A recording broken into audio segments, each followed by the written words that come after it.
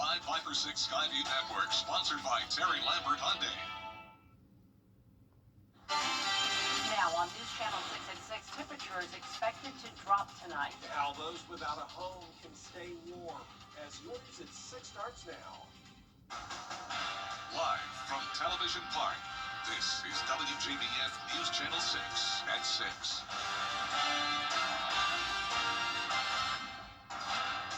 Good evening, everyone. I'm Jenny Montgomery. I'm Brad Means. We do thank you for joining us as coverage you can count on begins with a bill that would end the government shutdown. Time now for a first look at our chilly weather. And for that, we check in with our chief meteorologist, Jenna Petracci. Yeah, very chilly out there today. And speaking of the cold, we're actually seeing some snowfall on our Terry Lambert Hyundai Skyview cam over in Gatlinburg. It's on the skylift there, and you can actually see some flurries flying around if you look closely. Now, here in the CSRA, we are not seeing any snow, but I wouldn't rule out the possibility of maybe a few flurries flying around later on tonight once the temperatures get a little bit colder, but we are seeing some reports of those snow flurries over towards Atlanta and up towards the Midlands. But here in the CSRA, just a few clouds passing by at this time with temperatures around 30 degrees colder than it was yesterday. So on Sunday afternoon, we topped off at 80 degrees. Now we're only at 40 in Augusta, 39 in Evans, 44 in Millen.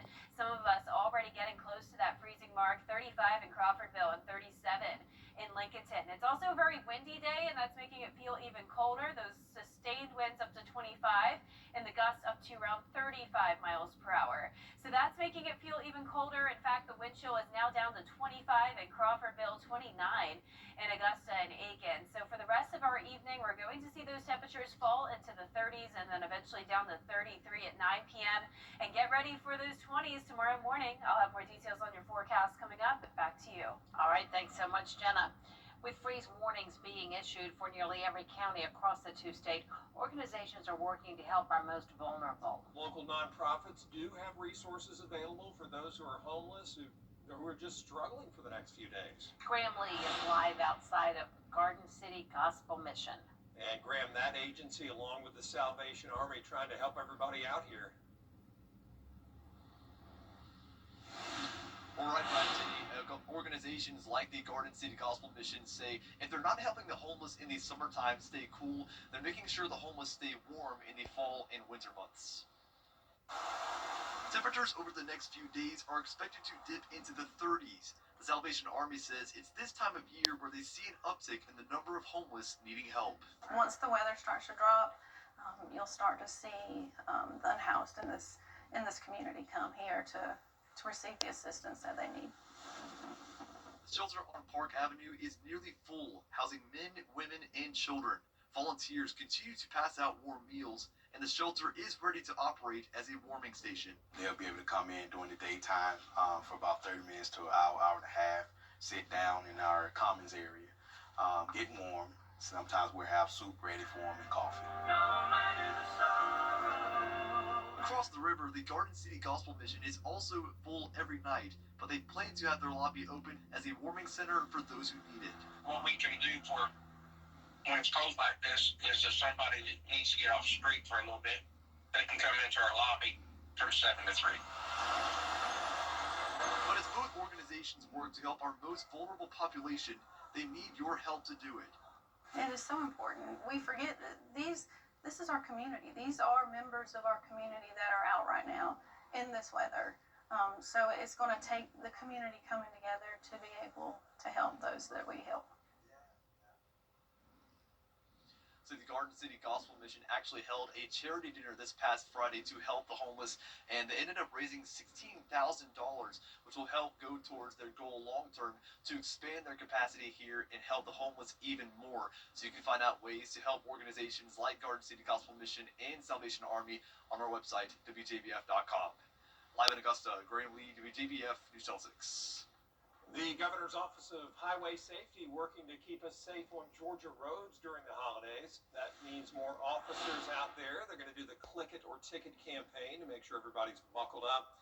And they'll be looking for speeders and distracted drivers. Also, the safety bus is going to make a stop in Augusta Wednesday. We do have a programming note to tell you about. The 11 o'clock news will air late tonight because of the NFL game that starts at 8:15. The Philadelphia Eagles are taking on the Green Bay Packers. Our newscast will air immediately following that game.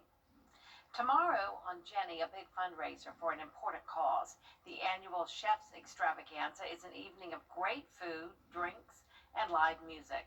Local chefs will compete for the title of Master of the Menu. It's a major fundraiser for Helping Hands, an agency that serves foster children from Macon County and from across South Carolina.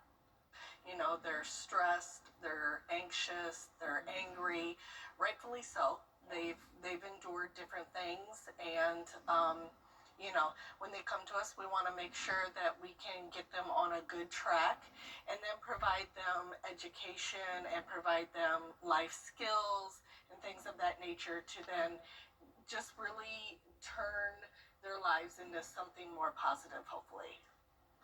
We'll let you know how to get tickets for Master of the Menu, plus the Columbia County Retired Teachers Association, and our latest Giving Your Best winner tomorrow at 12:30, right here on News Channel 6.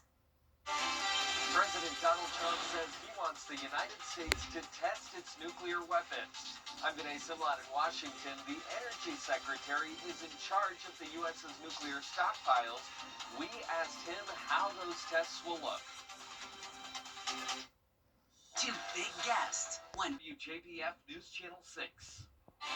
Chief Meteorologist Jennifer Quatchi is back with us now. Well, we were talking about warm weather over the weekend, and just like that, we're talking about a freeze. We have a Viper 6 alert day tomorrow morning due to temperatures in the low to mid-20s, the wind chill in the upper teens, but we will be warming up again shortly. I'll have your full Viper 6 forecast after the break. We're seeing major changes to many. Children First on News Channel 6 is sponsored by Bridgestone. Weather headlines on News Channel 6 brought to you by Southpaw Roofing. Now, your most accurate forecast with WJBF Live Viper 6. Welcome back. You can see the slightest last hint of color in the sky on our Terry Lambert Hyundai Skyview cam over at Augusta Regional Airport. A windy day for sure. You can see the camera shaking quite a bit. Those winds are gusting up to around 35 miles per hour, and even the constant winds are blowing at 25 miles per hour, all out of the northwest. We're sitting at 40 degrees. Look at the dew point, really low at 13. And as for those current temperatures, it is well below normal for this time of the year and time of the night. We're sitting at 34 already in Washington, 34 in Crawfordville, just 2 degrees above freezing, and we're at the 40-degree mark in Augusta and Waynesboro, mid-40s closer to the coast. Now, the winds are making it feel even colder, of course, checking in at 25 for that wind chill in Crawfordville and Sparta, even at the 6 o'clock hour. Now, as for our satellite radar, we have a few passing clouds, but it is dry. Now, you can see here that we have some blue popping up on our radar. That's indicating the possibility of maybe some flurries trying to make their way into the CSRA. We did have some reports of that around the Midlands today and then over towards parts of northwestern Georgia, and some snowfall is expected and already happening across the mountains. We could even get up to an inch of that snow tonight through tomorrow. But for us tonight, really not expecting any snow, just a few flurries possibly flying around once those temperatures dip below the freezing mark. You can see we're at 34 in Athens and Atlanta and up towards Greenville with those warmer temperatures along the coastline. But we also have a lot of dry air in place. In fact, dew points are down to the single digits in Greenville. That's also limiting the amount of moisture that we're seeing from that upper level low. So that's why this is not a significant winter weather event by any means, but it is just very cold out there with the winds coming in out of the northwest.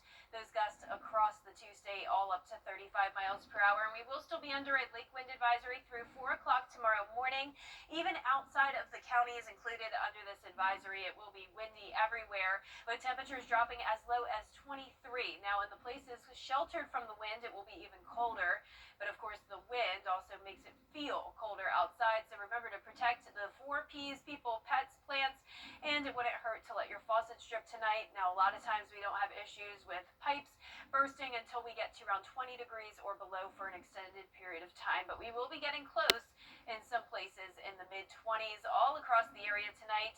And for tomorrow, we're going to be seeing that wind chill down to around 22 at the 7 o'clock hour. Still feeling like the freezing mark around 10 a.m., so bring out those heaviest winter coats you have. It is a Viper 6 alert day due to this being the first freeze of the season. And then just like how it was this afternoon, we are only going to be topping off in the upper 40s to low 50s again tomorrow. Could even end up tying our record for the coldest high temperature for that day. And tomorrow is Veterans Day. Now it's going to be a beautiful day with sunshine Tuesday, Wednesday, Thursday, Friday, even into the weekend. Just a slight chance of rain Sunday and Monday. And notice those temperatures warming up big time. Lows back into the upper 40s, even some low 50s, and our high temperatures back to 71 by Thursday. Now, congratulations to today's umbrella winner. That is Dorothy Lingard from Allendale, South Carolina. Dorothy, you can pick up your Viper 6 umbrella here at the station and sign up to win yours on WJBF.com. Jenna, thanks. Major news coming out of the GHSA regarding reclassification today, and some of our CSRA schools are going to be on the move. We'll have it covered for you in sports. Insurance companies don't make it easy after Celebrating our 80th anniversary, Carrier, turn to the experts. When quality matters, call Busby's, trusted since 1945. The greatest stories often start small.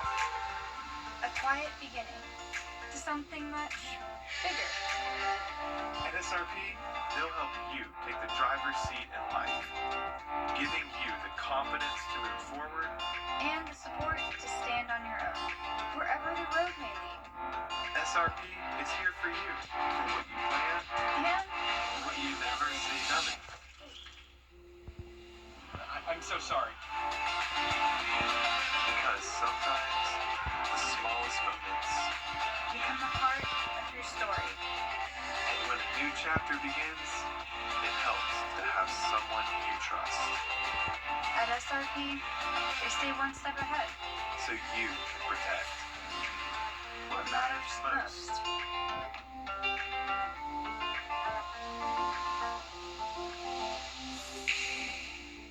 Coming down 75 and the school bus just decided to come over my lane, spun me 3 times. I would definitely recommend my cost low. Everybody really works hard. My car was paid off. All the medical bills were paid off. I ended up with over $30,000. They get you what you deserve. The WJBF Live Viper 6 Skyview Network is sponsored by Terry Lambert Hyundai. Low prices, big selection, and committed to quality customer service. Now, WJBF sports coverage you can count on. Listen, it's cold outside. Some parts of Georgia even seeing some snow. No, I am not doing a Jenna Petracci meteorologist impersonation. I'm simply just a sports guy telling you what season it is. It's football playoff season. High school football playoff season at that. Last week we whet our gridiron appetites on the South Carolina side of the action, as well as some GIAA private school playoffs. Now it's time for the GHSA to have its say. Georgia kicks off its second season this week with 16 GHSA teams making ready for first round action. One of those squads is Aquinas. Fighting Irish will host Darlington Friday night at 7:30 p.m. And Coach James Leonard's chomping at the bit to get back into action, to the point where he had mixed feelings about having a week off before the postseason. I hate it. I hate sitting still this late in the year. I'm not a big fan of the bye week. I don't like sitting around too long. But I guess if there's a flip side of that, this will be the first time we've seen an offense that runs what they do. So it's giving Coach Beal all that extra time to get ready. Darlington's wing tee, we're not really used to that. So this week will be good for us to kind of focus on wing tee and figure out what they like to do, and just help us just an extra week of preparation.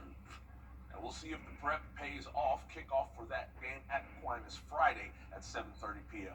All right, so again, Aquinas, not the only GHSA team in action this week. Some other notable GHSA playoff matchups include Long County at Westside. Patriots trying to bounce back from last week's West Lawrence defeat. Defending 2A runner-up Burke County welcomes Sonoraville. Thompson at home against Jackson. And Lincoln County putting their undefeated record on the line against Randolph Clay. Look for a full list of this week's playoff matchups, including those on the South Carolina side, as well as our private schools at WJBF.com.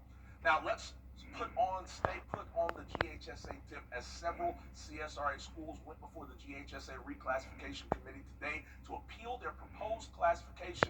Here's the long and short of how it went. Richmond Academy's appeal to stay in Class 3A was denied, which means they'll bump up to 5A next year. Cross Creek's appeal to stay in 3A was approved. They'll stay put. Washington County's appeal to stay in Class 1A was denied. They're going to bump up to 3A, while Evans is going to shift downward from 6A to 5A, and Lakeside's appeal to move down from a proposed 7A placement into 6A was good. They'll be in 6A with Grovetown, Greenbrier as well. Now, Brad and Jenny, believe it or not, this is more than just schools not wanting to play against bigger competition. I spoke with some athletic directors in the area. They talk about how travel and all kinds of other things are a bigger deal as well. So, more to come on that. Don't want to go to Atlanta to have to play a game. Every school nights, it's crazy. Yeah. All right. Thanks, Dick. Appreciate it. We'll be right back. Hey, CSRA. Mike Murphy here again. Our 10-day forecast is showing that alert day tomorrow due to the first freeze of the season dropping to 25 degrees, a high of only 50 tomorrow, but back to the mid-60s on Wednesday, low 70s Thursday, continuing all the way through the following Thursday with low chances of rain and lots of sunshine. Jell-O is making it easier to replace what data shows as the most skipped sides at the holiday table. The company is launching a new Jell-O line, a new line of Jell-O molds, I should say, that look like some of the least favorite sides at Thanksgiving dinner. It's called the No Thanks Collection, and it includes everything you need to mold Jell-O into the shape of Brussels sprouts, pecan pie, and canned cranberry sauce. Okay, those are three of the favorites Those of are my cranberries. Yeah. Good. Don't take my Oh cranberry yeah, sauce no, away. no. I know, right? No, with the little can marks on You it. gotta We love have that. You have to have it. This is not as bad as the Taco Bell pie, though. I will say that. No, that looks a lot better. I love all Thanksgiving food. I don't Yeah. discriminate against any of it, especially the cranberry sauce. Yeah, it's Yeah. great. Put it on everything. Well, that is our report for now. We thank you for watching. We're back at 7 after World News Tonight. And then we'll see you again for News Channel 6 at 11 after the game. Good night. Good night.